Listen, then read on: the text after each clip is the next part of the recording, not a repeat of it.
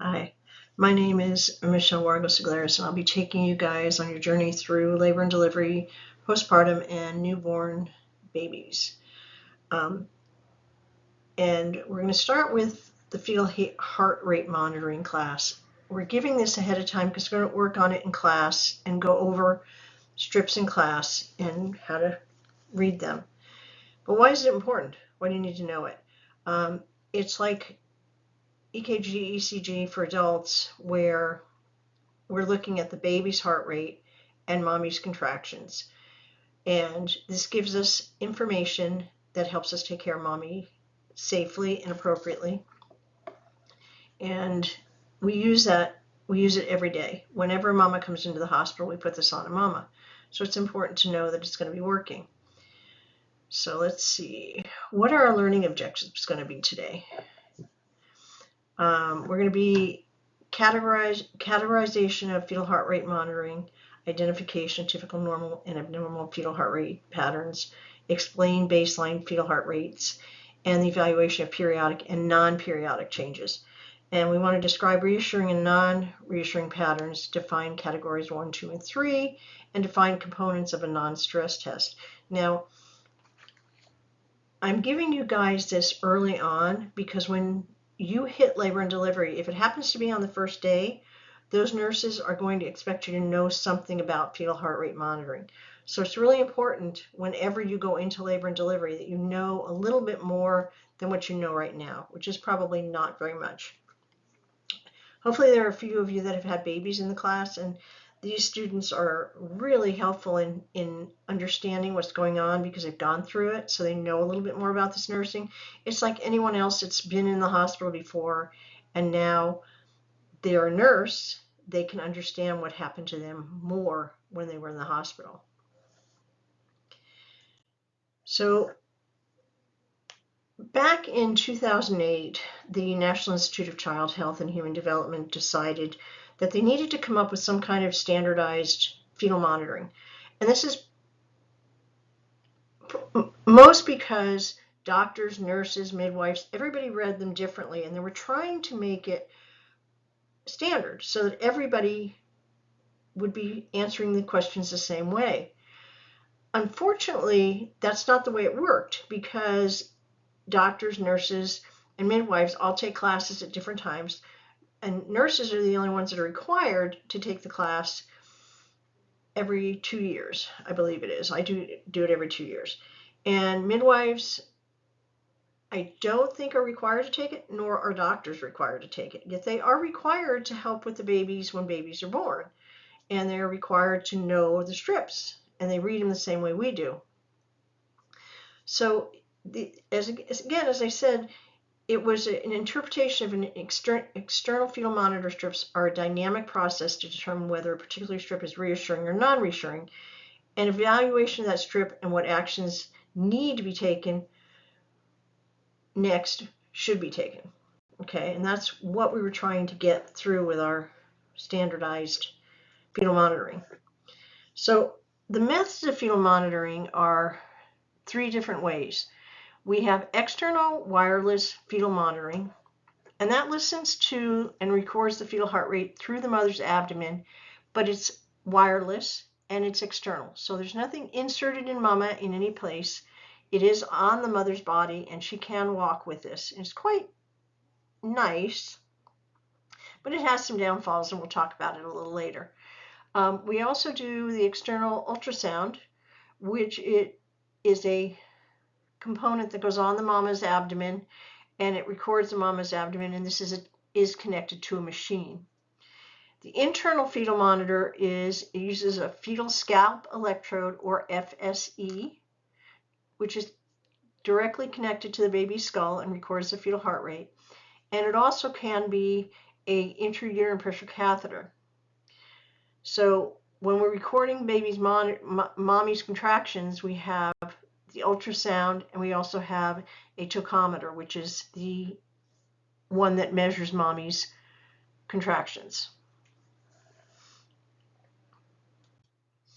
So I wanted to show you guys this monitor. This is a GE Coremetrics machine, and it's the one that I've seen most often in the hospital, and the one that you guys will probably see as well. It's not to say it's the only machine, because there are many machines, but this happens to be the one that we see the most of. So at least you see what it is. Now, this is the power button on over here. And these are the baseline for the monitor when you have the baby on the monitor, when you're looking at it. And these are all the other fetal monitors that options that we have then when we use the machine. And you'll go over this more when you're in class or in labor and delivery with the nurse. So I want to talk about first ways of monitoring, and we're going to talk about the external fetal monitor. Now, as you can see here, this is a contraction monitor or tachometer, which monitors contractions. Here's your baby, and this is your ultrasound that measures the fetal heart rate. This is an ultrasound right here. This is an internal fetal monitor. So this is doing the same thing. These two do the same thing. This one is external, this one is internal, and we'll talk about that next. These two go on the outside of the mommy's abdomen. They are the least invasive for mommy. They are connected to the machine, so mommy can't walk around. And when we use these kinds of monitors, there are some requirements that we have to do when the mommy's on that. So we have wireless external fetal monitoring. I talked about this a little bit earlier. This is a picture. It's a little bit fuzzy, and I do apologize, but when I blow things up, they get a little bit, out of clarity. This is a General Electric wireless model, which is the same monitor that I showed you guys, the core metric. You can see this is the battery.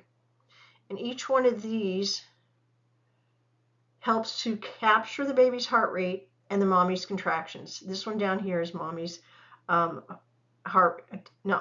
baby's heart rate. And these around here get contractions.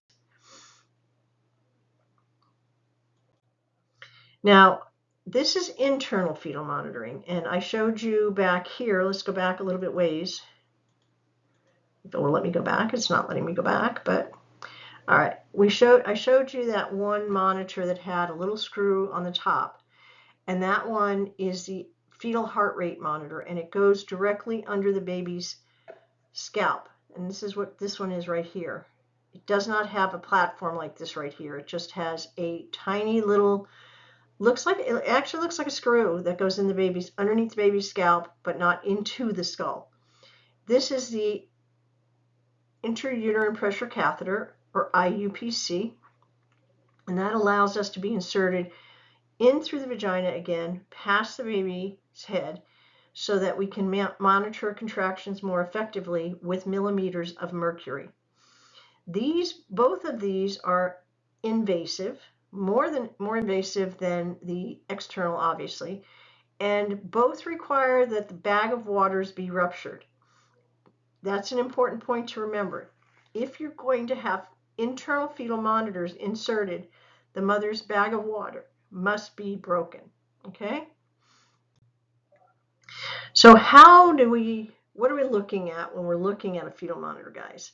Okay, up here is where the baby's heart tracing is displayed in this upper panel up here. Down here are contractions. This just indicates that this is the end of the paper and it's going to run out shortly and needs to be changed. Each one of these red marks here is 1 minute. So in this strip here that you see, you go from here 1, 2, 3, 4, 5, and 6 minutes. So this is a 6-minute strip.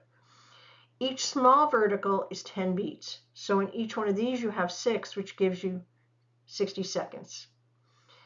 And so this is a minute, and each small one is 10 seconds. Okay? Down here is where uterine contractions are displayed. And as you see, there are numbers on both of these. This is related to the baby's heart rate up here.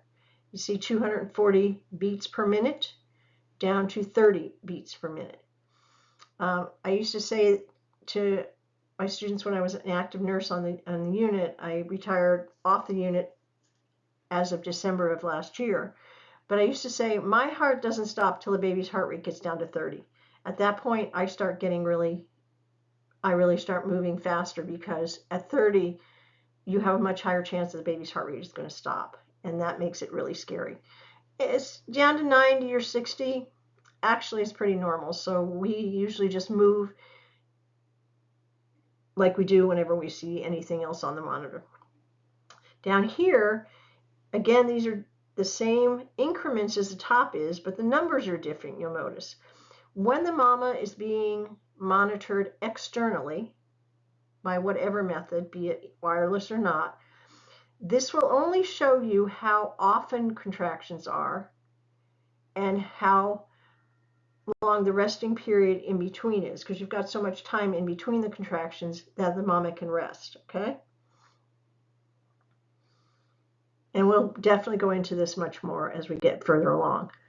So when we're looking at the features to describe, the first thing we're going to talk about is we're going to talk about baseline variability, accelerations, decelerations, the changes over time, and interpretation of the three categories.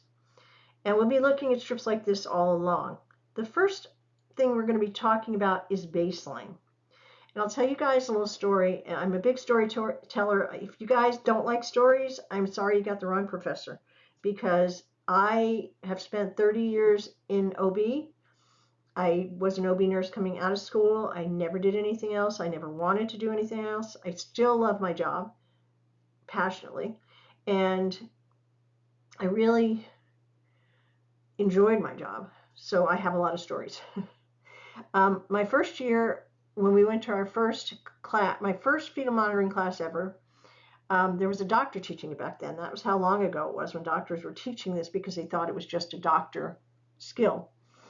And this doctor gets up in front of the class and he says, okay, let me tell you one thing, ladies and gentlemen, or at the time it might have been just ladies. Baseline never changes. And at that statement, and he meant babies' baselines never change. At that statement, he lost us all. I mean, because we had all been working on the floor for a little while. I mean, some of these nurses had been nurses for 30 years. You had me that had been a nurse for a year, less than a year, because I had basic fetal monitoring class, and this was an advanced fetal monitoring class. And the problem was that we, over time, have noticed that babies' baselines do change. For various and sundry reasons, they change. And I'll explain how and when and all of the description of it in a second. But it was just funny when this guy said baseline does not change, and we're sitting there going, yes, it does change. I'm sorry. Okay, so baseline is the mean fetal heart rate. So the average fetal mean rate, the average fetal heart rate. And it's during a 10-minute period. So it's over 10 minutes. Now, I only showed you guys 6 minutes, so that wouldn't count as a true baseline. We rounded to increments of 5, so it's going to be 140, 150, 145, 150, 155, 120, 125, 130. It's always going to be increments of 5. And that does not include accelerations and decelerations, okay? Now, normal baseline for babies is 110 to 160. Does that mean that you have a baby that comes in and the fetal heart rate is 105 and it's always 105 and that's not right? That is absolutely not true. Babies, I told you babies' heart rates change, but there's always that outlier. Somebody out there that's got a heart rate of 105. Some little person that just decided, yeah, my heart rate's only 105, or my heart rate's 165. And we just watch that and see what's going on. We use the 2-minute mark as a minimum for a baseline. So you want to look at if you can see at least a good 2 minutes of strip to get a baseline. Okay. The 10-minute strip is a longer thing, and we'll talk about that later. But if you're looking just to get a baseline, they want a minimum of 2 minutes at that heart rate before you can say, yes, it is for sure a baseline. Now, if we look here, you can see this is actually really quite nice. It's a nice steady heart rate at around 120. Okay, and you can see that right here. You'll notice that these strips, this is an actual strip of a baby, and it is not real clear, which is why you will not be reading strips like this on any kind of test, but you will be asked to describe what you will be asked to give what I am describing. So I will describe the baby's heart rate is at 120 for 4 minutes and has accelerations up to 150, and you'll tell me what kind of strip I'm talking about. And again, this will make sense to you as we get a little further along. So this is baby's heart rate up here, as we talked about. And again, this is 1, 2, 3, 4, 5, 6, 7, 8, 9. So it's not even 10 strip. It's not even a 10-minute strip. And again, it's kind of wonky because you can't really see good definitions. But down here are contractions. These things are what we call contractions. This is an external monitor. And so we're just going to be looking for how far apart they are and how long they last. And again, we'll go over that when I get to the contraction portion of this class. So when we're looking at a baseline, what are we actually looking at? We're looking at the same things we do when we look at adult strips.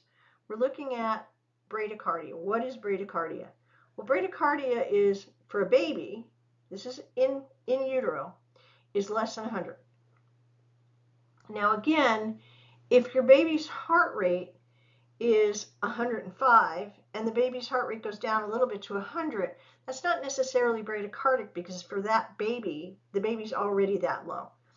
But we use it as just a criteria for you guys to have a number that you can think in your brain what's normal for babies. Well, 110 to 160 or 100 to 160 is considered normal. Tachycardic is anything over 160. And again, depending upon the baby's in utero age, 160 might be their average heart rate. So if their average heart rate is 160, 170 is not going to be tachycardic for that baby if the heart rate goes up to 170 for any length of time. And indeterminate is if you see less than 2 minutes of baseline present, and we'll show some strips like that where you really can't see what are we really looking at. Can you see any kind of baseline in that strip? Now, fetal tachycardia, we talked about that. It's normal variability. So variability is the number one thing that dictates how good your baby's actually doing. So if your baby's got good variability, chances are your baby is well oxygenated and doing okay. Now, what can change that? So we talked about that. I said to you, okay, the baby's heart rate may normally be 160. Right here is a really good reason why. It's prematurity. If the mommy is only 30 weeks pregnant, chances are the baby's heart rate is going to be higher by average. As I said, nothing is concrete, but because it's an art, not a science. We can't add 2 and 2 and get 4 every time with these strips, but we have to look at the average strips and see what we see. And it takes time. Maternal increased temp, that's another reason. When you have a mama that's going to get a temperature, you'll know when she's got an external or fetal monitor on her, because as the baby's heart rate starts to go up, the baseline, if you have a mama that came in and baby's heart rate was 120 and she's been there for like 3 hours and it's running 120, 130, no problem, and all of a sudden at the 3-hour mark, you start to see her heart rate going higher and higher and higher, and not in huge increments. It could be like all of a sudden she's 135 for an hour, then she's 140. You'll hear nurses at the station saying, oh, my mama's getting a temp, I can tell. And that's what they're looking at. They're looking at the baby's heart rate going up. Intraamniotic infection, so a uterine infection. So this baby has an infection around the baby in utero, and that causes the baby's temp to go up. Fetal anemia and fetal hypoxia. If your baby is low on blood, they don't have that. They don't have that red blood cell to carry the oxygen as effectively as a baby that is not anemic. Same with hypoxia. Hypoxia is when your baby's not getting enough oxygen. If your baby's not getting enough oxygen, you're going to have the same problem. Your baby's fetal, you might get fetal tachycardia with some other problems noted on the strip. And fetal cardiac arrhythmia, SVT, we're not going to talk much about that because it's really handled the same way as everything else, but it can cause your baby to have fetal tachycardia. So bradycardia, here's a strip right here. So you're looking at periods with a baseline rate less than 110. And again, you guys don't get a lot of information on these strips here. But just based on this strip, you can see that this is 90 right here, and this baby's running somewhere 95 to 100. And that would be bradycardia. So the baby's baseline, is less than the 110. But the baby's got good variability. You notice variability is beat to beat. And you're looking at where is that baby falling. And oftentimes I tell people, I don't necessarily look at the strips outside at the nurse's station. Sometimes this is so subtle that you'll have, like if you look right here on this one right here, it's like, okay, is that 5 beats per minute? Is that whatever? It's variability is, we'll talk about it a little later, but it's the beat to beat of the baby, okay? So here's a strip that shows you tachycardic. Now you'll notice this blue line here. This is what is considered normal, and it is adjustable. You can change it on the monitor. So you have 110 to 160 in blue. In this case, this mama might have either a very premature baby, so the baby might be 25, 26 weeks, which is making this baby's heart rate. And it looks to, so if this is 160, 170, it's looking like 170 to 175 is the baby's heart rate. Could be infection, could be temp, could be immaturity, all those things you would know about because you know your patient. And down here, this is your contractions we're looking at, and it looks like she is having some contractions, not as nice as the last strip, but you can see the contractions on it.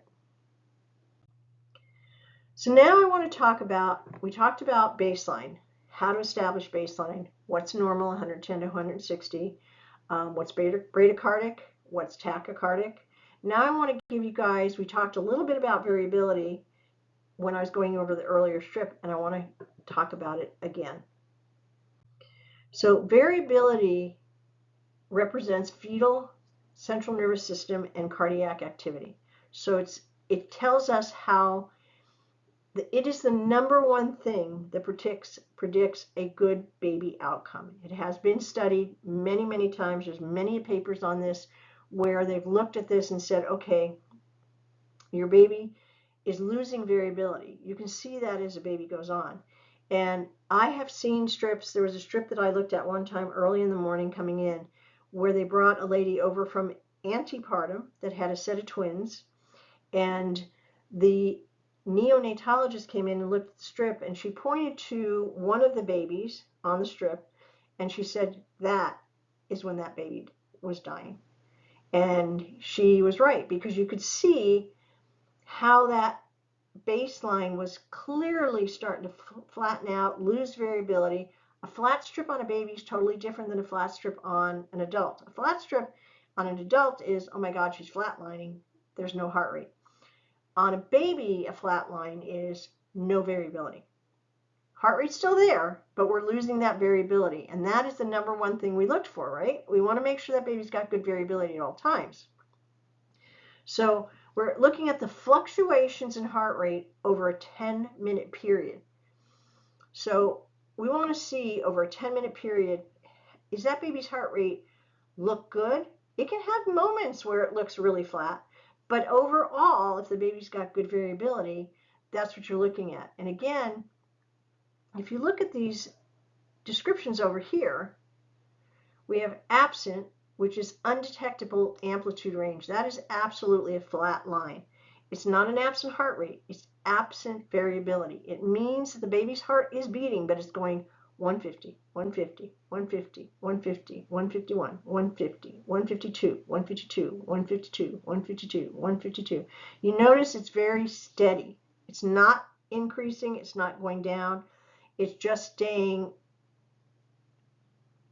You're not seeing variability.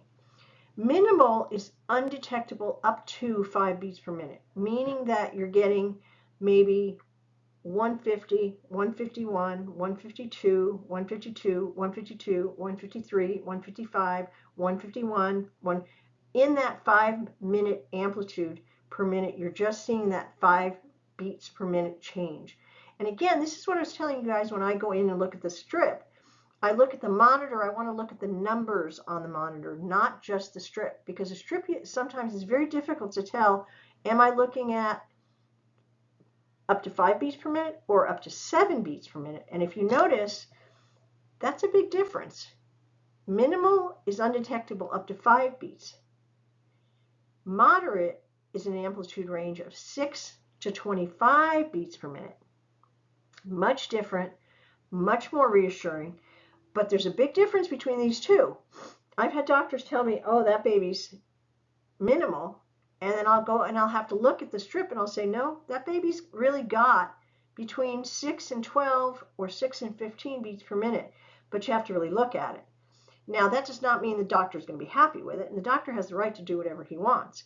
But at least that gives me a little bit more security when I'm looking at that baby strip thinking, okay, I do see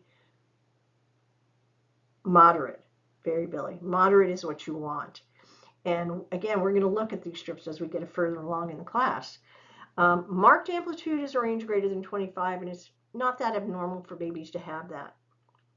And again, as I said down here, normal variability, normal being moderate or marked, is usually provides a very reassuring status of the baby as far as the absence of metabolic acidemia, which is what we're not, which would cause a flat strip and hypoxia in the baby, and we don't want that. So we look at this strip. This is a really good strip of, we're looking at up here, and again, I apologize for how poor it is, but getting these strips to translate to a big screen are very hard to do. This is absent. You'll notice just looking at it, you can see that, okay, this is really hard. It's hard between these two sometimes. This one they're saying is minimal. I would look at this in my case if I was walking just on this. When you're looking at this strip would be very hard unless you're looking at the actual numbers on the monitor. It would be hard to determine. But if you look at places like right here, where you see little dips and little, things where it goes up right here, goes up, it doesn't take much to get over that 5 beats, or that 0, because up here is much more steady. Here you get moderate, and you notice that this is probably, I want to say 120. It's hard to tell because I can't see the numbers, but it's around 120, and your baby dips and your baby goes up, but your baby is basically trugging along at that 120, 125 beats per minute. And this is marked. And you can see this one makes it really hard to determine, okay, what is this baby? Maybe if you look here, but this is not even 2 minutes. Again, 120, but it's not. It's just a very active baby. When a baby's moving, it's like you do an exercise. Baby moves, their heart rate goes up. And if they're moving a lot, you might see a strip like this. It's not that abnormal. So now I want to talk about some other features of the strip that we're going to see. We're going to see accelerations now and where they fall in. Accelerations are good and decelerations are not good. And we will talk about all of that, okay? Accelerations. This is a really nice strip. It shows you baseline. An acceleration is a 15 by 15 seconds. So it goes up by more than 15 beats, 15 or above, and it lasts for 15 or more seconds. So if you look at this one right here, the baseline on this one, again, we're looking at very hard numbers here, but we're going to go 120. We'll say baby's heart rate is 120. And you can see right here, if this is 120, 130, 140, 145. So we can see that these are absolutely, this is 15 by 15. These triangles here are 15 by 15. It's not really required. It's not a lot of requirement. I've had times where babies have little accelerations like this, and the doctor will say, oh, it's not reactive enough. I can't see enough of a acceleration. Some babies are not going to give you those. And sometimes you just have to, take what you've got. Now, it's an abrupt increase. So the onset is rapid. You see, you go from here to here. It's not like it goes from here to here and then down again. It's a rapid onset, less than 30 seconds to the top. And that's from beginning to end. And then you have 32 weeks and beyond, which is 15 by 15, always. And before 32 weeks, babies can have a 10 by 10, meaning it's reactive 10 by 10. However, remember, it's important to remember for us, once we get on the floor, you won't need to remember this, but if your baby's less than 32 weeks and it's 10 by 10, if that baby gets a 15 by 15, it is always required to have a 15 by 15. And it's kind of said that at 28 weeks, 80% of babies are not going to have a reactive strip. And it's going to be 32 weeks, 80% are going to have a reactive strip. Again, you don't need to know that particular number. It's just for your information. Some of the 15 by 15, you're going to have to know that number. It's 15 beats per minute by 15 seconds. So now I want to talk about decelerations. So remember, if you're accelerated acceleration, it's a good thing for the baby. Whereas decels, not all decels are bad, but they all are significant in some way, shape, or form. And I used to tell people there's 3 types of decreases in baseline. There's early, variables, and lates. And it's okay to be early for dinner, but don't be late. So early's okay. As a matter of fact, an early deceleration actually is considered normal in many circumstances. We try to get rid of them all the time. I don't know why, but we do. And late decelerations are indicative of uteroplacental insufficiency. And we'll talk about that again as we talk about different types of decelerations. There's only one type of an acceleration, 15 by 15, but there are 3 types, and this is very important, of decelerations. Now, the general term deceleration is a decrease in fetal heart rate. And it's really important to see, as you can see here, this is your contraction. This is when it starts. This one, it ends over here. This is the nadir. This is how high it goes. This is where this heart rate starts to go down. This is pretty easy to spot. And this is where the baby recovers. And it's greater than 30 seconds. So if it's less than 30 seconds, that's different. It's a different type of deceleration. So early decelerations, what are we talking about? Okay.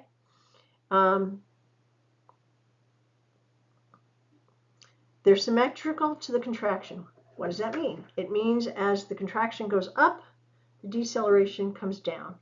And that is an early deceleration. As the contraction starts, the deceleration starts. It mirrors the image of the contraction. So you're going to see that nice coming down as the contraction is going up. And we'll see some more of those. It's a gradual decrease in fetal heart rate. Now we talked about accelerations are less than 30 seconds to the peak. These are gradual. 30 seconds or more from onset to nadir. So in other words, when I talked about that other one and I was saying, okay, it goes from here and it goes up, this one's kind of going to go up a lot slower and again mirrors your contraction and go down much slower. So if you're looking at this strip, it's pretty easy to see these are not They're not going down as much as the contraction goes up. Now this is an external monitor, so this is not indicative of anything, okay? We're only looking at how long it is and how long in between the contractions we see the resting period. But its onset to nadir is greater than 30 seconds, because you can see that it's slowly going down, and it pretty much mirrors the contraction from start to finish when it comes back up again, okay? And you see it over here as well, but this one is the easiest one to see. The nadir of the decel matches the peak of the contraction, and it's not 100%. Again, it's an art, it's not a science. When does this fall? But it's not falling over here. You'll notice that this here, right here, looks pretty, you know, and this is probably a moderate strip, better than 5 beats per minute. Again, here's another look at early decelerations. Again, here's your nadir, your contraction. There's the nadir of your decel. Here's the nadir of your contraction. Here's your nadir of your contraction down here. And up here you can see it's pretty close to where the nadir of the decel is. And those are early decelerations. And look at this strip. This is clearly a moderate variability. Baby's already has accelerations with the early decelerations.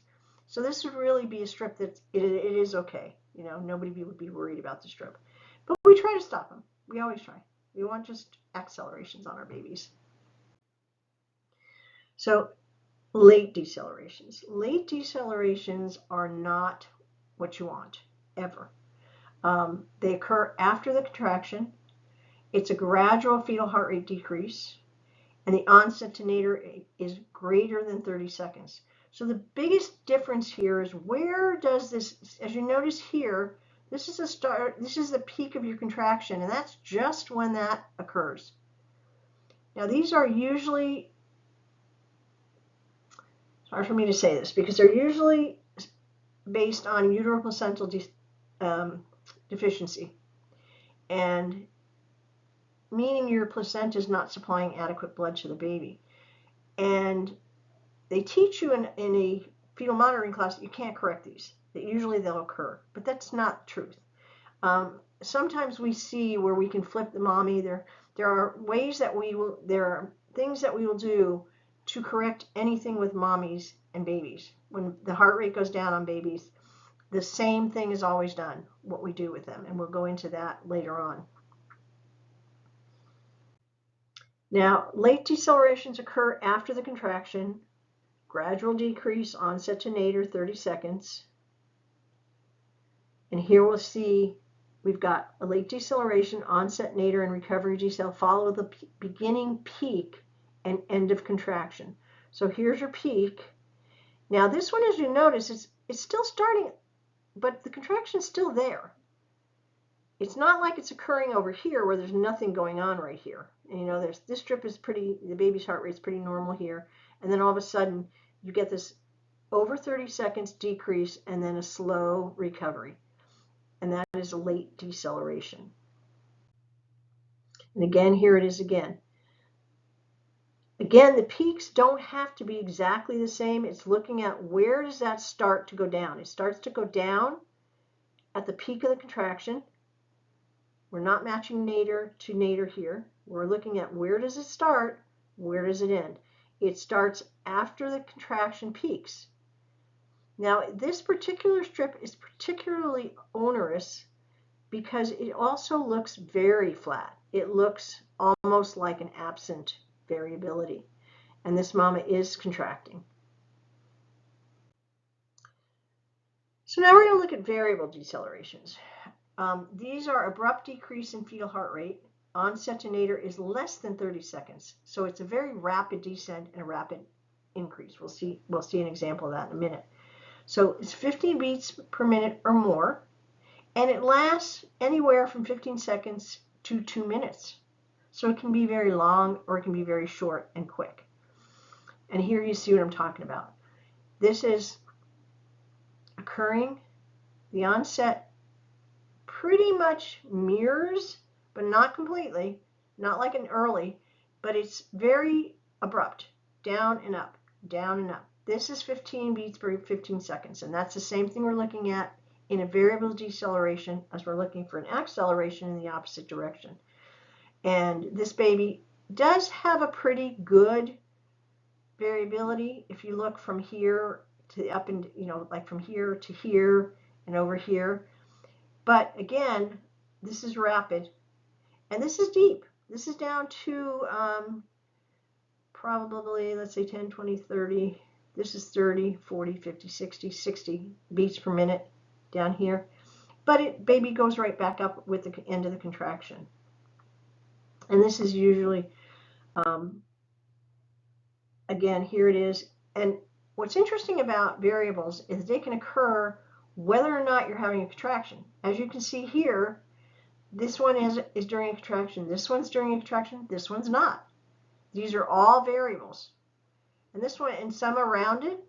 We call this a carrot stick. It is 15 by 15, just barely up here you can see, but it does make, it's about 20 seconds long, and it's definitely more than 15 beats. So variables, again, can be corrected, and we'll talk about the cause of those a little bit later. Right here now, as a matter of fact. This particular chart, ladies and gentlemen, is really important to you guys to remember. And I tell you this with a smile because I use this every time I take a fetal monitoring class.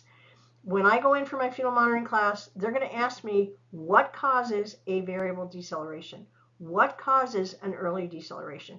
And you have so many things to remember. This is really easy to remember. And I can't tell you how many times I've seen it written on test questions. I write it myself. I'm telling you, when I do my fetal monitoring class, I write veal chop. And then I look at it to see, okay, veal chop. So variable decelerations, the V, is usually, again, I'm not going to tell you it's always caused, but it's usually caused by cord compression. Baby can be standing there. Baby can be in utero, clutching its cord and squeezing it every time they get squeezed. It can be up next to the baby's head. It can be next to the baby's shoulder. It can be anywhere you want it to be, but it can be somewhere where it's occluding that blood flow to the baby, causing that variable deceleration. Now, early, which is the E in veal and the H in chop, early decelerations are usually caused by head compression. Again, what does head compression mean? If you look down here, you'll see this baby is moving down in the birth canal. And as it moves down in the birth canal, as it's past the ischial spines, which mean nothing to you right now, but we'll talk about it later, as the baby's moving down into the birth canal, the baby's head gets squeezed. And those early decelerations can be from head compression.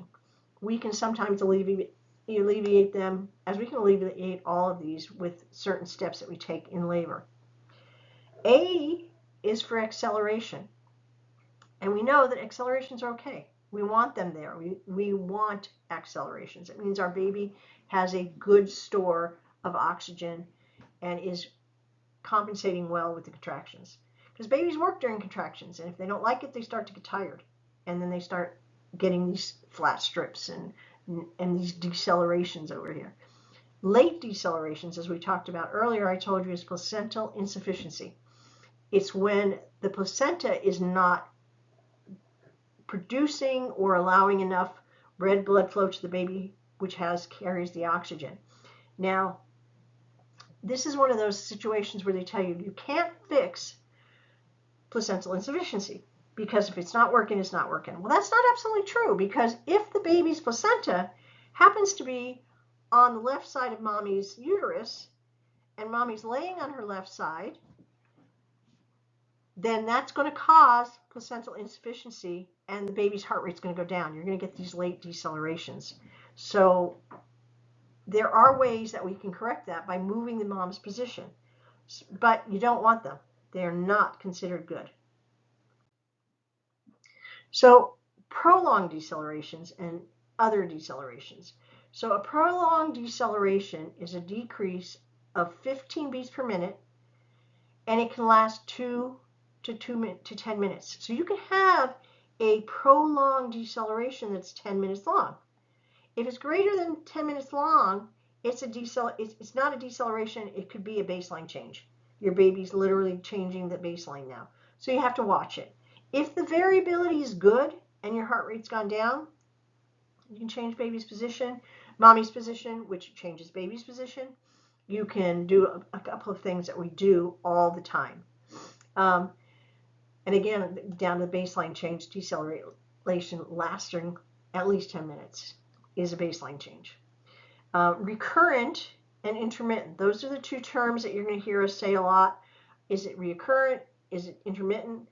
If it's recurrent, it's happening more than 50% of the contractions in 20 to 30 minutes during the contraction. So it's based on contractions. If it's intermittent, it means that it's less than 50%. So if you've got 3 contractions and 3 decelerations, then this is going to be a recurrent in that 30 minutes. And I always go with 30 minutes because when you start going between 20 and 30 minutes, that's what the regs call for. It's in the book. But I always go by 30 minutes because everything is easy when you're doing it on 30 minutes. When you're doing your strip checks, when you're going in and seeing mommy, you're doing mommy's heart rate and blood pressure temps every 60 minutes. And if you have 3 contractions and you have 1 that has a decel, then it's less than 50%. Okay? And again, if you guys have any questions, not again, but if you guys have any questions about this, write them down, and I'll be happy to talk about them in class when we go over strips. And so keep those in mind. It's really important because this is more to give you this information before you get to class so that we have dealt with it already and you know a little bit more when we get there and you can actually look at strips and read them. So now here's a really good prolonged deceleration. Again, these lines are good. So you got 1, 2, 3, 4, 5, 6, 7, 8. It's only 8 minutes. But you can see it's going back up to what it was over here. Now, this looks like the mommy's not having any contractions. But ladies and gentlemen, always look at your patient. Don't just look at the machine. If you're out at the nurse's station, and I can't tell you how many times I've seen this. You're out in the nurse's station, and you're reading these strips on the monitor. You're not looking at mama. This mama could be having 2 to 3 minute contractions or 1 to 2 minute contractions, but we're not picking them up. She could be very slim, and we're still not picking them up. So you have to go in and talk with mama. When this happens, this is not an emergency. It's something you're going to be looking at, and probably I would be walking into the patient's room right around here. But it's not an emergency in the sense that the baby's heart rate does come back up, and it's got good variability throughout. But you don't know what's happening with mommy's contractions because you can't always trust the machine. External monitors, internal monitors, wireless monitors, it doesn't matter. You can't trust the machine. You have to look at the mama. So this one is a little bit more difficult, and it is, again, a prolonged deceleration. Now, again, you're not getting a big strip here. You're getting 1, 2, 3, 4, 5, 6, 7, 8, maybe 9 minutes of strip here. And I don't know what this over here, when you're looking back on the strip, what was the baseline? It looks like maybe this is the baseline up around 145, 140. But I don't know that for sure. I'd have to look where this started. When did this baby's heart rate start to go down? Because we're assuming, obviously we know 80 is a deceleration. So as this baby's heart rate is going down, now this is an internal monitor, and this is an internal monitor. And how can I tell by looking at the strip? There are monitors right here that you'll see it says FECG, meaning fetal electro monitor, and then this was IN, meaning IUPC. I don't know why they haven't changed those terms, but this is what you'll see here. But also I can see that this artifact here where the baby's heart rate, it looks like the baby's heart rate is jumping up. It's not. It is artifact. It's just artifact on the monitor. And this down here tells me that this mama could be throwing up, which is very likely because if she was throwing up, or pushing, but more likely she's not pushing here, and it doesn't look like she's pushing here, but I can't really tell. She could be just throwing up, and That's what's causing this to go down, because these contractions are very close. Babies don't like it when it's very close. If they're very close, we usually try to slow them down a little bit. In this case, there's so many unknowns on this strip. We're just showing you this prolonged because it is 1, 2, 3, 4, 5, 6, 7 minutes long. Okay? Now what happened here? You don't see any contractions, so we're not picking up good contractions at all. And all of a sudden, and I already told you guys that this is an internal monitor, so we know that this baby, it's attached. Two things could have happened at this point. The internal monitor could have fallen off. The more likely is the baby was born. So we have the baby here that was having these huge variables down to 60, lasting a minute, a little bit more than a minute, and probably baby was born. So we're going to start looking now at fetal monitor patterns, just what we see, and this is a good way to review them. You know, this tells you that the baby's heart rate is in the normal range up here. It is 120 to 160 beats per minute, which is normal. And we're not seeing any contractions down here, but again, we don't know for sure. Might be an external monitor, might be an internal. Even an internal doesn't always work. Now this one here, these are late decelerations with variability loss. We talked about this earlier where you're seeing a very flat. And as you get further back from the strip, you notice you can see good variability here, but you can also notice that this one is flat. And they are occurring at the peak is when they start to go down, right here, okay? And this is a reassuring pattern. This is not a reassuring pattern at all, because you're losing variability is your number one way to tell if your baby's doing well or not, and you're having late decelerations, which is not what you want ever. And down here, we see variable decelerations. So it's that carrot stick we were talking about. It occurs with the contraction. It's got a sharp decrease where these up here are slow decrease. So this is very quick up and down. And then this one here are severe variable decelerations. And these two things here are indicative of more of a fetal heart, of an internal uterine pressure catheter, because you can see here mommy is probably pushing with contractions. So this is probably both of these look okay depending upon where they are in labor. Both of these look like the mommy's pushing. If she's, pushing, these are normal, and we will see them.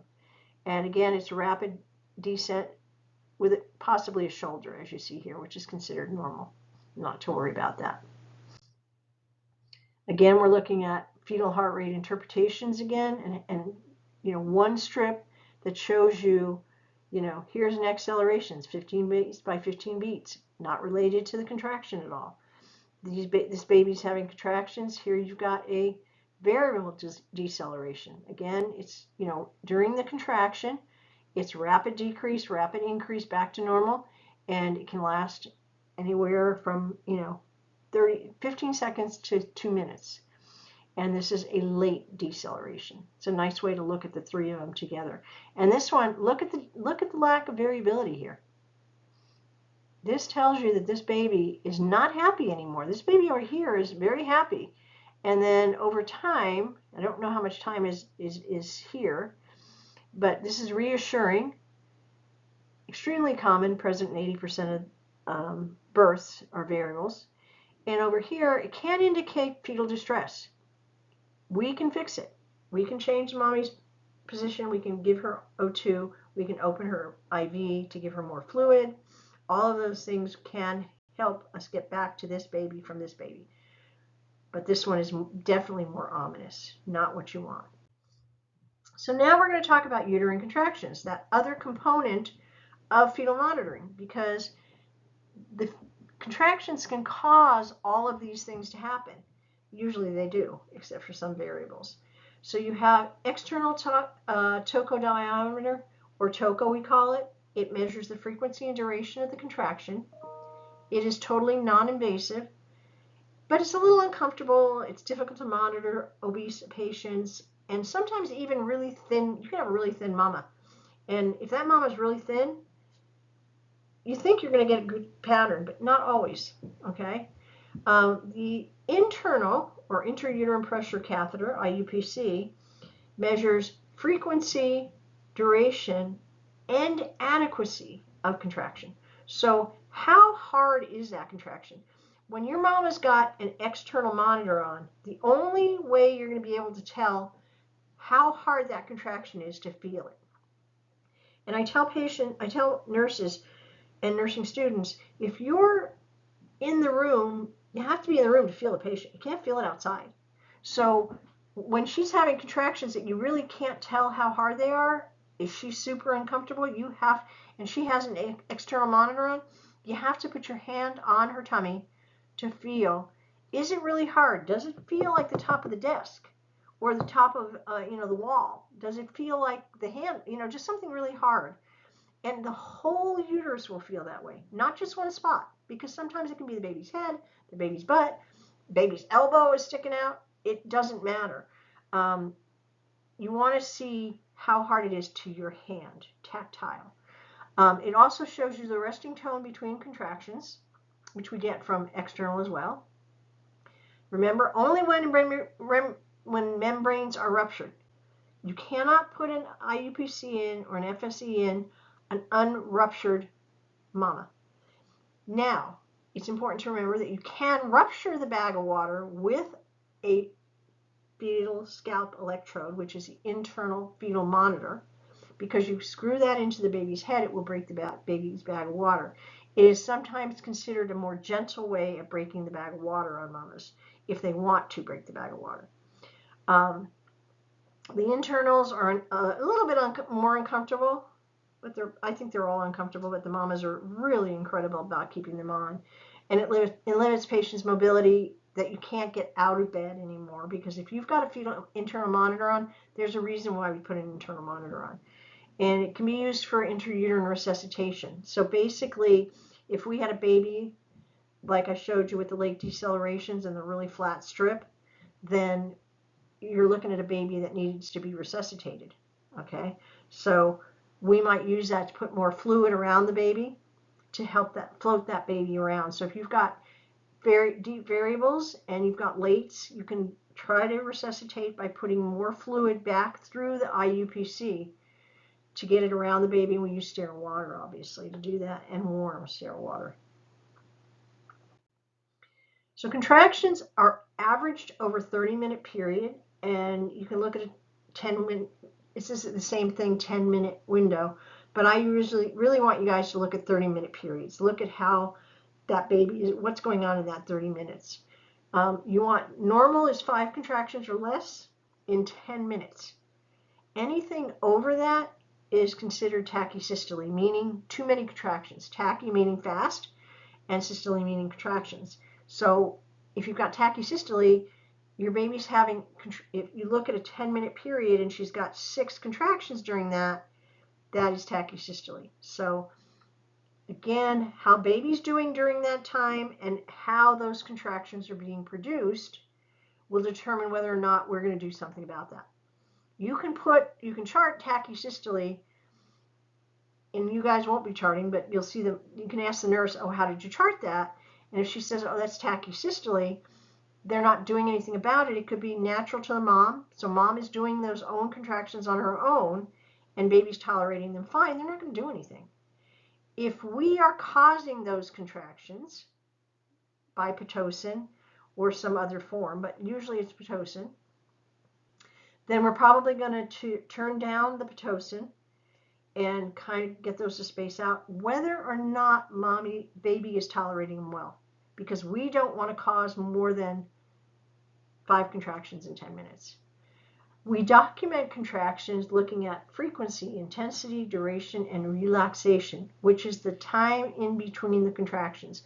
When is that uterus completely relaxed? So it's called relaxation time or resting time. So mommy is resting during that time. So when you count your contractions, There are various ways that you can count contractions. You can look at beginning to beginning. The duration, so the frequency is beginning to beginning. Now here's where I'm talking about you have different ways of looking at it.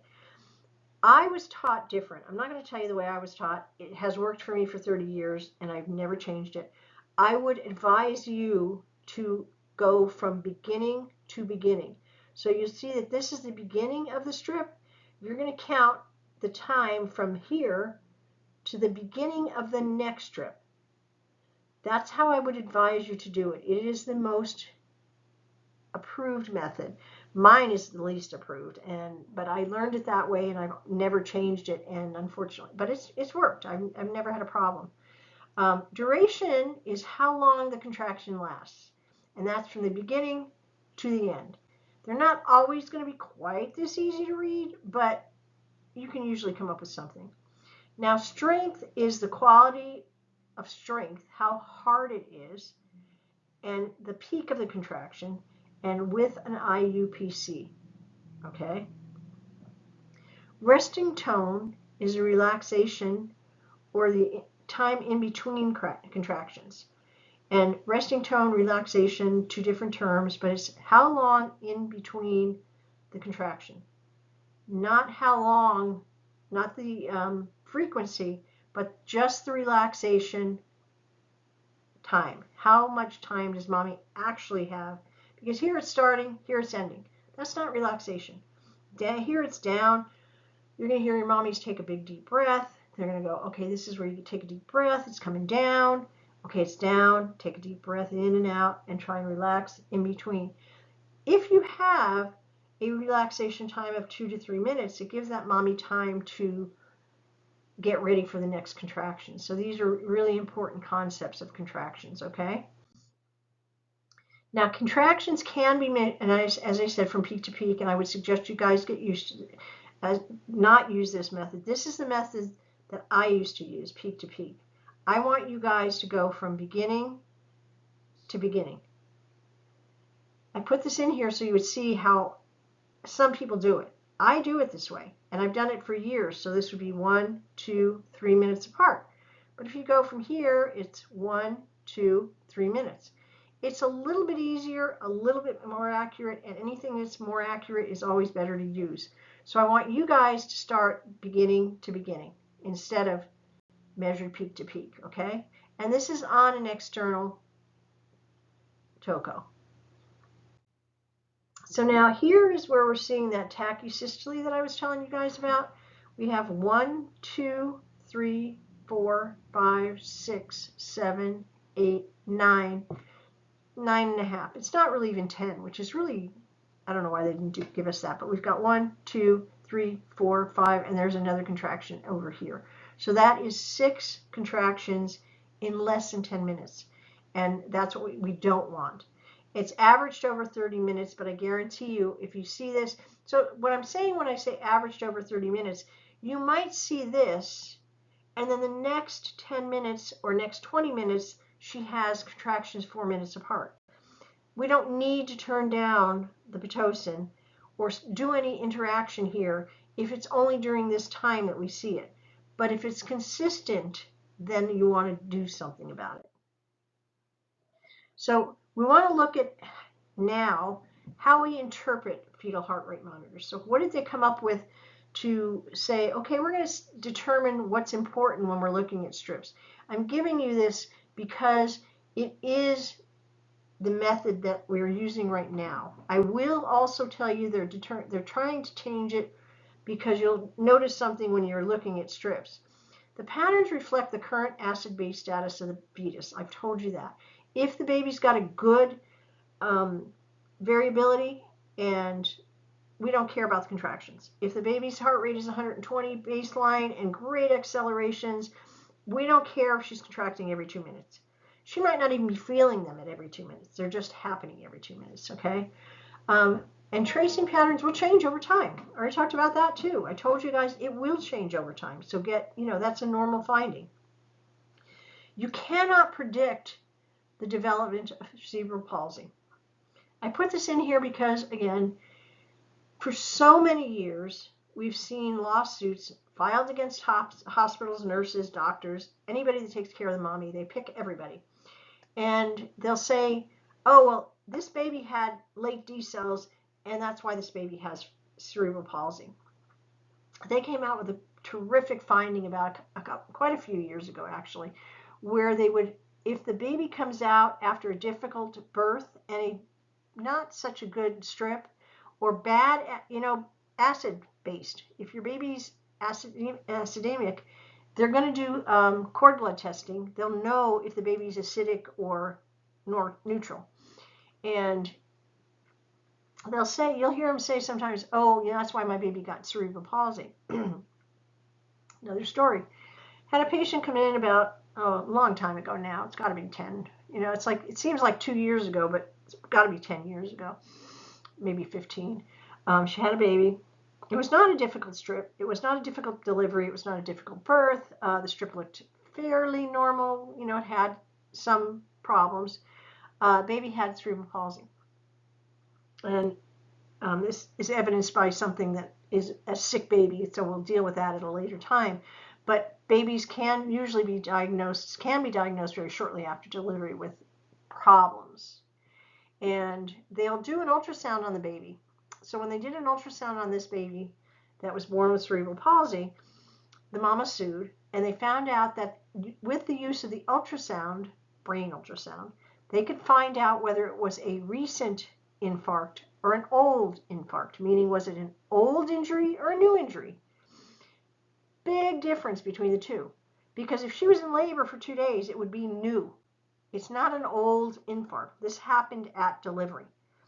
In her case, this had happened a long time ago. So it had happened during her pregnancy, when we were not even touching the patient. I will tell you, she probably got $1 million or $2 on that, because nobody likes a baby that's not happy or not born healthy. It's really important that you want that baby. You want happy babies. Everybody wants a happy baby. Interestingly enough, this woman came in about 3 years later or 4 years later again, and we remembered her. And it was like, okay, I'm not taking care of her because I took care of her last time and the baby had cerebral palsy. I don't want to do this and blah, blah, blah. Interestingly enough, her second baby also had cerebral palsy, and it was also an old infarct. I don't know the outcome of that. I don't know if she sued. I don't know anything about that. I knew the first one she sued because we do usually hear about it because we're on a list that we get called that we may be deposed. The second one, I didn't take care of her, and I don't know if she sued or not, but it was an old infarct again. It had nothing to do with us. So it's important to remember that you cannot predict the development of cerebral palsy on the strips. They use a 3-tier system, 1, 2, and 3. And we'll talk a little bit more about those in a second, and I'll tell you the difference between the 3 and why we're considering now, since 2008, so you're looking at almost, 17 years ago that they came up with this, and or more. My math might be off. And but it's been a while since they came out with this, and they're finding some things out, and we'll just talk about them in a minute, okay? So here's the definitions, and here's how you've got category 1, which is normal or good. You like category 1's good. Category 1s are really hard to get because you have to have a baseline of 110 to 160 or a normal baseline. So if it's 105 and it's always been 105, it's normal. You have to have moderate variability.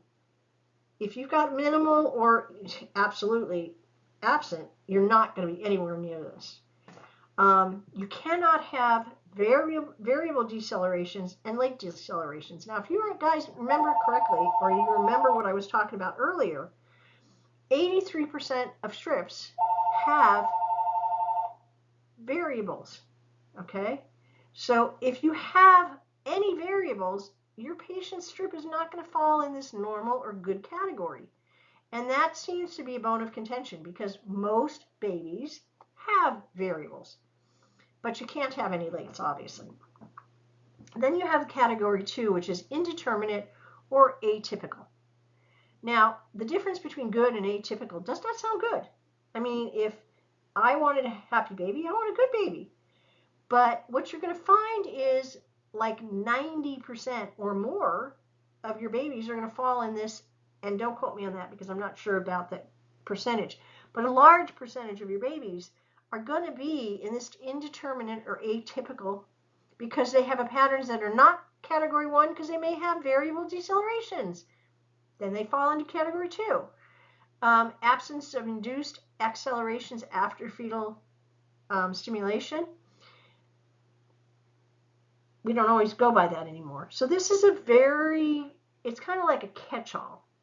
So, and then you've got the abnormal strip, which is sinusoidal, which is a type of strip that I don't really discuss very often because we don't see it. It's a very bad strip to have, but I don't think in my 30 years I have ever seen one. It's absent baseline variability. We talked about that, not good. Recurrent late decelerations, not good. Bradycardia, not good. And recurrent variable decelerations. But again, you can have a baby that's having recurrent variable decelerations and a great strip otherwise. Accelerations, good variability. So even if you've got recurrent variabilities, you could still say it's atypical. So they've talked about possibly breaking this down just to 2 categories. I've heard that come out a couple times, but they haven't done anything about it yet to really look at it. And they really should, because we've got enough research now that we can look at these strips and really decide what you want to do. But there are 3 categories right now. Category 1, Category 2, and Category 3. So Category 1, we're going to look at again. It's 110 beats by 160. Baseline variability is moderate. Absent later variable decels, that's the one that catches us every time because variable decels happen 83% of the time. Early decels can be present or absent in a category 1, and accelerations are also present or absent. So we're looking more up at these 2 things up here. We want moderate variability and absent late, mostly late variables. Okay? And we're not going to do anything. No action used. So we're down here. Okay? Category 2, it can include bradycardia, tachycardia, minimal variability. No variability, absence of induced accelerations after fetal stimulation can also be a category 2. Recurrent variable decelerations with minimal or moderate variability. And basically anything that doesn't fit in 1 or 2. So really anything, if it's not a perfect strip or it's got late decelerations and no variability, then it's a category 2. And that's what I'm saying with when it gets a little bit convoluted on that. And again, a category 3, we don't usually see a category 3. It's indicative of a hypoxic risk to the fetus and possible acidemia. It includes either absent variability or recurrent late, and this is variables, but I really think it's late variables and late decelerations. We want to do something. So we want prompt attention and intervention required. It does not mean you're wheeling the patient back to the C-section room. It means you got to be in the room doing something. And we usually don't see it because we fix it before it's 30 minutes. You know, if you have 2 patients, this is where 2 patients gets really tricky. If you've got 2 patients and you're in that other patient's room for 30 minutes, 40 minutes, whatever, and then you come out and you realize, oh, shoot, my patient's had, late decels for the last 30 minutes. Nobody went in a room. In L&D, it's very much a team effort. So what you're going to find is, while you might be in this patient's room over here, this patient over here is having late deceleration. Somebody at the desk is going to see it. Either your clerk is going to see it and alert a nurse. A nurse is going to see it. A tech can see it and alert somebody, hey, somebody needs to go into this other room. Michelle's in that room doing an epidural, and her other lady now is having late variables or late decelerations. So now what I want to talk about is I want to talk about a non-stress test. This will come up in antepartum, so it'll come up in the first part of your first module, and could possibly be on the first test. I don't know for sure. but it could. And it's an example of a non-stress test, so it's an NST. It has to have accelerations of 15 by 15 with fetal movement noted. So what does that mean? That means in this case, you can see these accelerations. So this baby looks good. Baby's baseline is above 120. That's good. We don't see any contractions. These can be breathing. This could be baby movement. Could be hiccups on the mama's part. And beat to beat variability looks really good. We will also give the mommy a button to push when it's a non-stress test that allows us to indicate the baby's movement, that she is feeling movement. And this is kind of controversial about when they start this or not, because baby movement may not be felt until well into the, some don't feel good baby movement until, like 30 weeks. But they'll give you that button, and they usually want to see a certain amount of baby movements in 30 minutes. And that again is up to the neonatology. And a non-reactive strip is over, if the baby hasn't done this in 30 minutes, we'll give them an additional 10 minutes and possibly try to wake the baby up. Again, here we go with my stories again. I had a long time that I worked home health care, high risk OB. So I was doing home nursing, home care nursing, but it was only for pregnant mamas. I was going out and doing NSTs, looking at pumps, mamas that had babies that were not developing normally or had diabetes or PIH, and we were monitoring them at home as opposed to having them come into the hospital to do these strips. And I learned how to make babies move, and I teach my daddies to do this at home with mommies. We have a instrument. It's about that long, not very long at all, and it's cylinder, and it's usually used for people that are trying to talk, and it helps them talk, but it's a modulator, it's called, and it vibrates. So when you push it on the baby's on mommy's tummy, it vibrates the baby inside. Well, the modulator is really expensive. Everything. I mean, if it's said it's a medical appliance of any kind, we know now it's going to be expensive. So what do you have at home? If you're trying to teach a mama to get her baby to move, we all have a cell phone, and the cell phone can vibrate and make noise. So if you call your cell phone and put it on the mommy's stomach, it can give her a good vibration and a good sound that will vibrate through the baby, because the baby can hear inside. Don't for a minute ever think that your baby's not hearing what's being said, and that's why some babies respond very well to some music that mommy played her entire pregnancy. Let's say mommy loved Kenny G. I don't even know if you guys know who Kenny G is, but he's a saxophone player, and he plays really wonderful jazz. And mommy listened to that every time she meditated with her baby, and she meditated every day. So she might find that her baby relaxes and calms down when she plays Kenny G after the baby's born, because the baby was listening to that inside.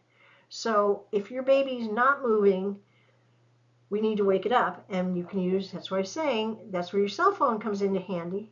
Use a cell phone, or I know a way to use spoons. Mommies can use a cell phone, but they can't usually use the spoons very effectively. But again, I can talk more about that when we're in class, and I can show you. But we want to get the baby to move. We want non-stress test is a 15 by feet. They have to have, it's usually 3 or more accelerations in 30 minutes. Some neonatologists, if they're really strict, want 5. It's totally up to the neonatologist. They'll let you know what they want as far as that goes. So, what is a non-stress test? Again, reactive or non-reactive is how they are termed.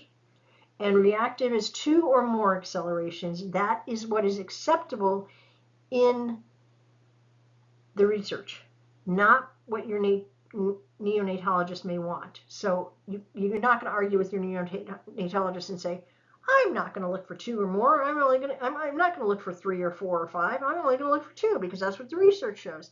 That's not going to get you any good points, I'll tell you that. They, again, have to last 15 seconds, raise 15 beats per minute, and it's got to be above baseline and at least over 20 to 30 minutes. Again, the time limit is up to your perinatologist. A perinatologist may say, and they'll tell you in the orders, it'll say, I want an NST reactive is 3 or more accelerations over 30 minutes. A non-reactive stress test lacks sufficient fetal heart rate accelerations or movement over 40 minutes. Now I say that or movement because at some points moms say, I can't feel the baby move. It may be a gorgeous strip, but if the mama is at 32 weeks gestation, they may try to make the baby move, and they will absolutely probably bring her in for observation to look at her. If she's telling you, I'm not feeling that baby move at all, and then they'll just, maybe, is mom upset? This is a frequent thing. Mommy is pissed off at dad. They had a huge fight about something, and she comes in, I can't feel my baby moving. She's got so much going on in her brain, and her stress has gone up so much, she's probably not feeling the baby move. That's very normal. So we get her in and we try and calm her down and see what we can get. And that would be a non-stress test. When she comes in and says, I can't feel the baby move. But if you have a really good strip and she's telling you she's not feeling the baby move and she's 39 weeks, the docs may bring her in and say, you know what, we're going to just bring you in and induce you. Cause your labor to occur because you're not feeling the baby move. And that is the biggest indication of how well the baby's doing to the mom. So if your mom comes in, I always tell my moms, I want to know, how do you feel? Is the baby moving normally? It's a really tricky question. I remember with my daughter, and I delivered both of my daughter's babies, when she was at an NST one time and then she went and saw the doctor, and the doctor said to her, is your baby moving normally? Or is your baby moving? He said, is your baby moving? Are you feeling your baby move? And she said, no. And he's like, oh, we got to get you over for an NST. You have to have an NST because you're supposed to feel the baby move. And that's very important. I always ask mamas, is the baby moving normally? Because with my daughter, what happened was the minute the doctor started to freak out and say it wasn't her normal doctor, because a normal doctor would never have done that. This was a younger doctor, newer doctor, getting really upset that she wasn't feeling the baby move. And he wanted to send her over to NST, which she did too. He did, and she went over and had a perfect NST. But when he started to get upset, she looked at him and said, well, she never moves in the afternoon. This is her sleep time. So I want to know, as far as mommy's telling me, is that baby moving normally for this time? Do you usually, I've had mommies come in at 2 o'clock in the morning when I was working nights and say, my baby's not moving. And I'm like, okay, are you up all night? Do you work nights so you know your baby moves at 1 o'clock in the morning? Or were you just awake at 1 o'clock in the morning and your baby didn't move normally? That's the difference. If you're not up at 1 o'clock in the morning every morning, or at least the majority of mornings, you're not going to know if that's normal or not. So when these mamas come in, it's like, oh God, she didn't feel the baby move. I was telling my girlfriends, okay, she didn't feel the baby move for 20 minutes. Not to her, I'm not going to say this. I will explain to her what's normal and what's not normal, and that you don't normally feel your baby move because you're sleeping at 2 o'clock in the morning or 1 o'clock in the morning, and everything looks fine. Everything's normal. And that's really important for you to let that mama know. You are there. I will tell you, as a patient and as a nurse, we use the word, we hear and say the words a lot. It's normal. Don't worry about it. But you want to give that mama a little bit more reassurance of why you're telling her it's normal. It's okay to say, oh, that's just normal, but let me tell you why. So when it happens again, you'll understand that. Mamas get a lot of information now, and they come in and tell you the strangest things sometimes. And I usually tell them, don't listen to Google. You can Google anything you want, but what's after that, I'll say, what is after the dot? If it says .com, don't listen to it. It is not reliable. If it says .edu, if it says org. These are all universities or organizations that have good research, and you can usually depend on them. I was a research nurse. I know I did my doctorate. I did a research project. I know what you can get when you look at research papers.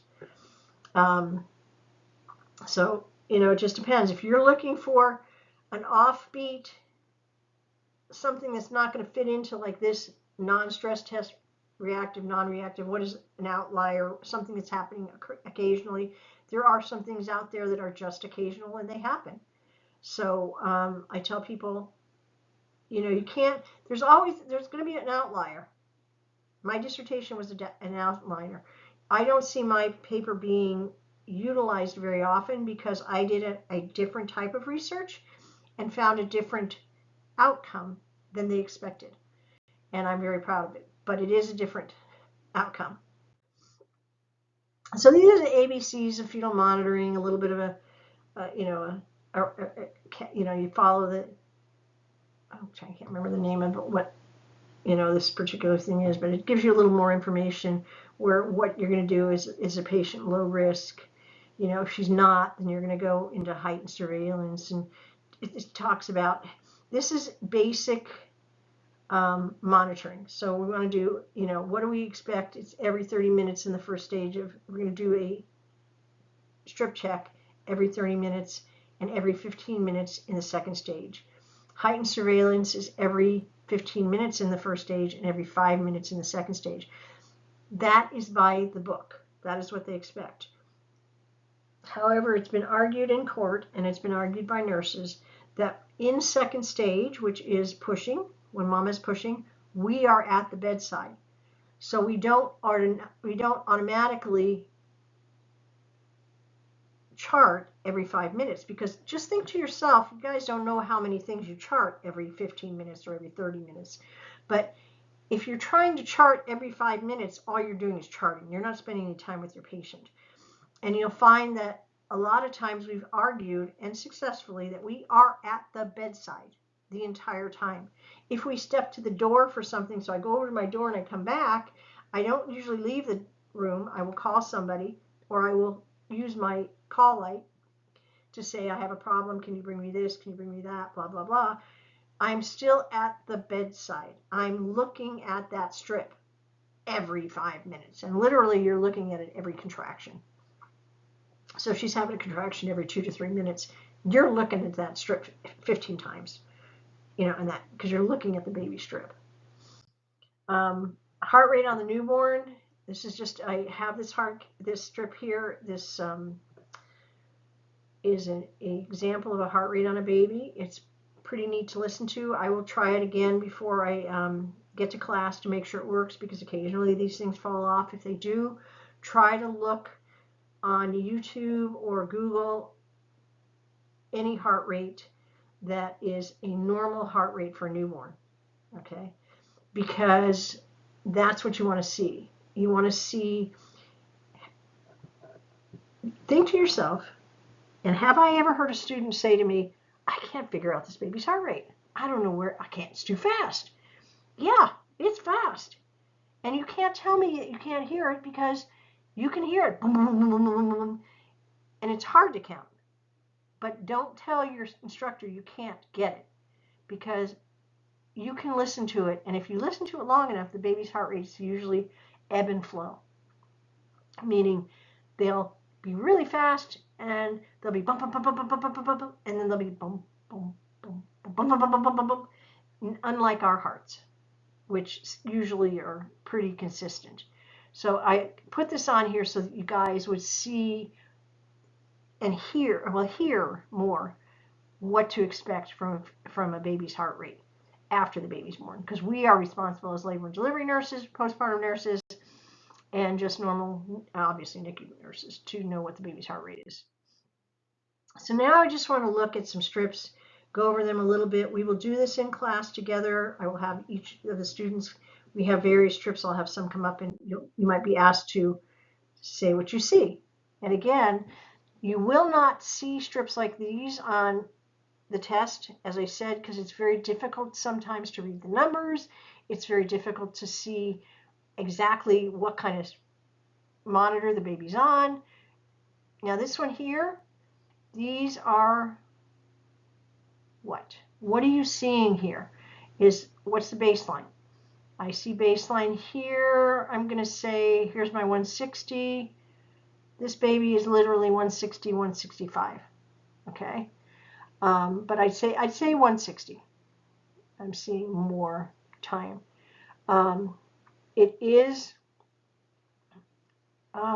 moderate variability. It's got great variability. Baby's got accelerations. Here's an acceleration or shoulder, but this is an acceleration. This is an acceleration. This is an acceleration. So this baby has good variability. These are variable decels, meaning they go down very quickly. They come back very quickly. They are more than 15 beats. This one's 20. This one's more like maybe 90. I'm not sure. Don't quote me on the exact seconds on that one. Or not 90. More like 50, 60 maybe. And they go down to, this one goes down to about 95 or 100, and this one goes down to 140. And then you can see they're not related to the contractions, which you see down here, right? How frequent are these contractions? So we go from here, which is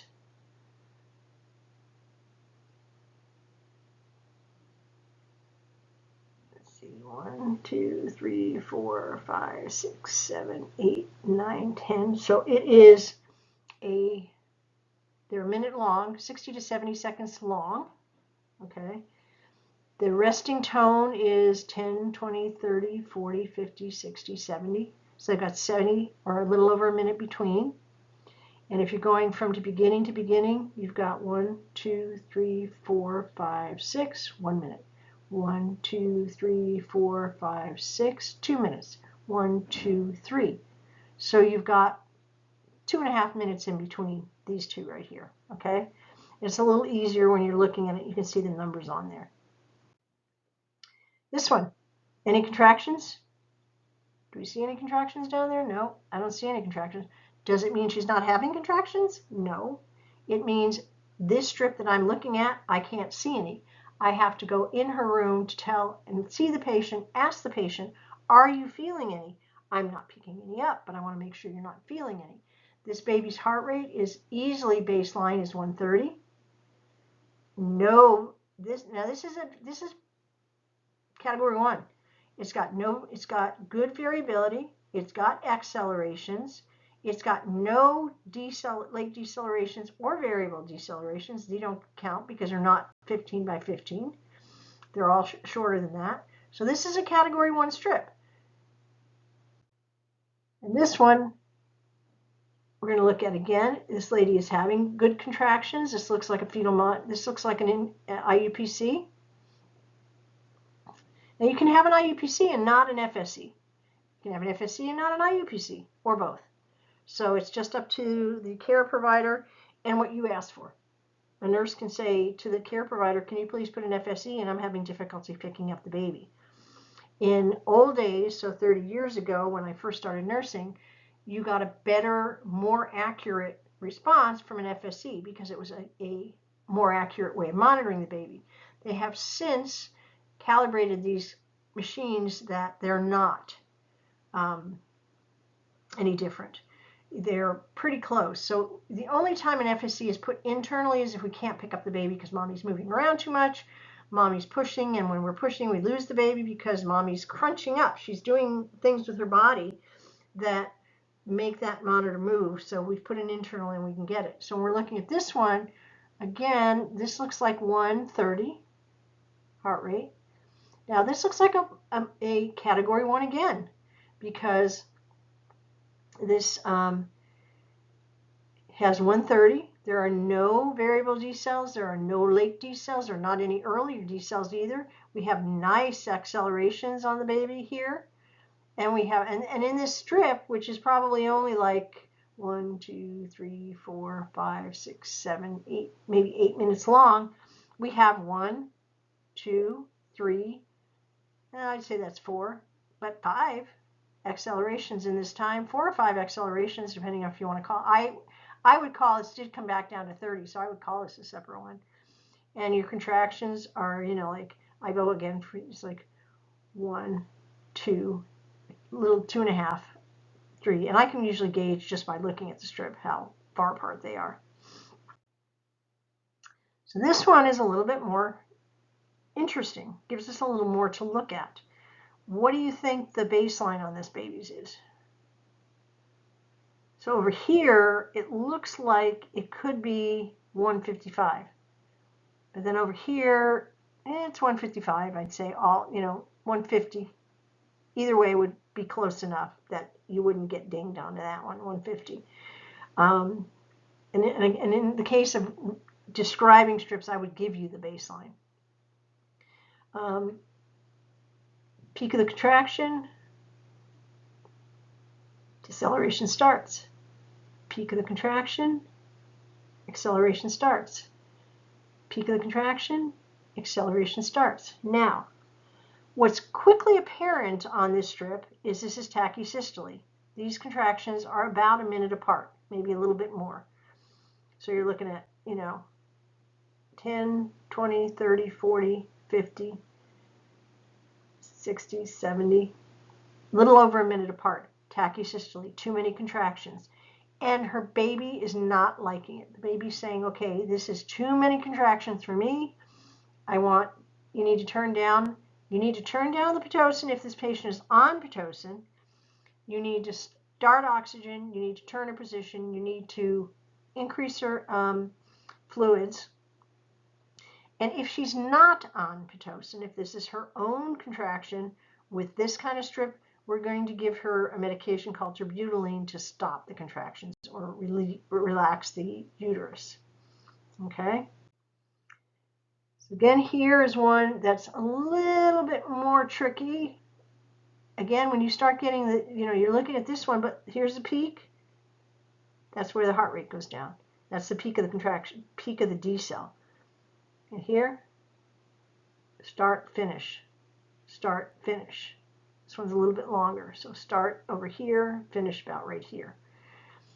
Start, finish. So these are earlies. Okay, so they're earlies with moderate variability. And again, these are subjective.